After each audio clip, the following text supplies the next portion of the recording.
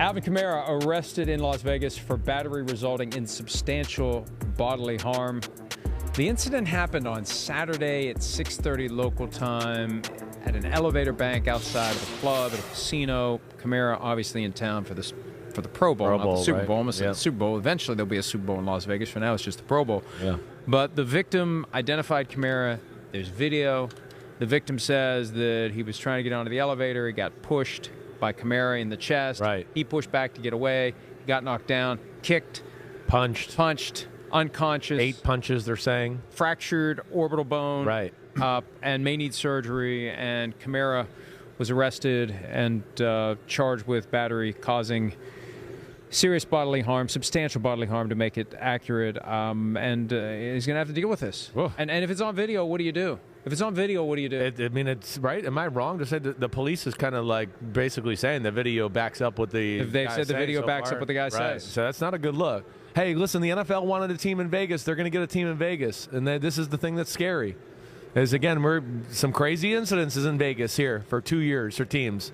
And and this is Pro Bowl in Vegas. I know, but it's just, it's again, the NFL, players in Vegas, all of that, it's a dicey situation. I'm for it. I like Vegas too, but I'm just saying, in that city, with the NFL guys' frame of mind and all that, to me, that's where it can get dicey. Think about it. Yeah. You take the best of the best NFL players. Yeah. You give them a paid vacation. Right. You drop them among everybody else in Las Vegas. Right. That was why they liked going to Hawaii, because in Hawaii, they're off to themselves. They are. They are You're away protected. from everybody. Right. You've been there in Hawaii, right? You're right. You're just in the hotel with your team and a few other people who are just at the hotel or whatever. No intermingling with anyone that may agitate you. And you know how men full of testosterone can behave. Right. And you know how you get puff a few yourself drinks up. It's right. Yeah. And somebody says something to somebody looks at somebody, and the next thing you know, you got a problem. Right. When you're around everybody else in Las Vegas, I mean, there's going to be a temptation to challenge somebody. For all we know, this guy started it, and Alvin Kamara finished it. But Alvin Kamara is the one who crossed the line and is going to be in trouble for it. But you know that's you're absolutely right. Las Vegas is a destination for so many people, and when they get there, they kind of let their hair down and they do whatever, and you act differently than you would at home. You do. And you get people mixing together like this, and it's a recipe for problems. It's a recipe for problems for all the things you said. It is. And then, let alone, it's famous NFL athletes, some money in their pocket. In an instance like this, too, like you're saying, probably has a lot of just his, not football friends, but friends around him, too. So you have that crew there, things, can get crazy. It can get crazy. I'm surprised. I am going to say I'm surprised because Alvin Kamara he's always been, acted appropriately, does not seem hot-headed. You never even see him get mad on the football field to get a personal foul. That's where I was shocked to go, like, man, Alvin Kamara beat somebody up that just doesn't seem, within his personality. So that's where I'm a little surprised by it. But yeah, this is going to be an issue. The Saints are going to have to deal with this. Kamara's going to have to deal with this. It seems like there is clear evidence. And, I mean, when there's clear evidence like this, if there is for what they're saying, like, this is going to lead to suspension for him. I would have a hard time believing it won't if the video backs up what the defendant's saying. When the NFL beefed up the personal conduct policy 8 years ago, the baseline for any type of battery committed by a player is 6 games. And it can go down or it can go up. Mm-hmm. And regardless, and he's there on NFL business. Not that the NFL is responsible for him, but this is no different. Looks worse. This is no different than, because I'm always a firm believer in the idea that when you're off duty, you're off duty. Yeah. And your employer should not have jurisdiction over the things you do. That's between you and the criminal justice system or the civil justice system if you get sued.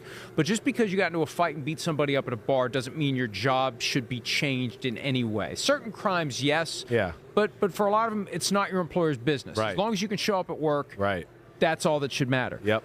But when this is, you're there with for your NFL job. Thing. You're there connected to the NFL. Right. You're there for an NFL event. That is so much different than if this had happened in Las Vegas in March when you're just going to Las Vegas to hang out. I think that's going to raise the stakes for this too. And it could cause the NFL to go harder on him and create, not that they ever create a precedent, because folks, they just do whatever the hell they want to do and then they work backward to justify it. Sorry, but it's true.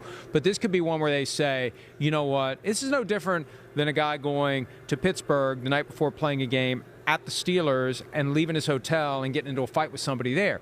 You're there as an emissary of the NFL. Again, not that the NFL is legally responsible, but I think morally they'd think, hey, we decided to have this event here. Right. We brought all these guys to town, and one of them beat the crap out of some guy. Yeah. Allegedly. And one of the faces of the NFC team. I mean, one of the faces of the league. Mike, I agree with you. I think this is one where they're going to make a point of it a little bit because of all the optics and kind of things that you've kind of laid out there. They're going to set precedents. They're going to try to send a warning shot to me off of this type of thing to all future Pro Bowl players, the Super Bowl being in Vegas in 2 years, to go, you mess up in this kind of weekend where we're supposed to be the star of the show, the Shield is, and you screw up as an important member of the Shield, I think they're going to send a warning shot across the NFLPA bow right here. And I do think he's going to get substantial suspension. They've got the discretion under the personal conduct policy to do whatever they want to do. That's the thing. They set it up to do whatever they want to do. But this factor, I hadn't thought of it until we had this conversation. He's there on NFL business. Even though he's off the clock at the time, it's not like he was there for some appearance for the NFL, but he's there on NFL business. The only reason he's in Las Vegas is because he's in the Pro Bowl.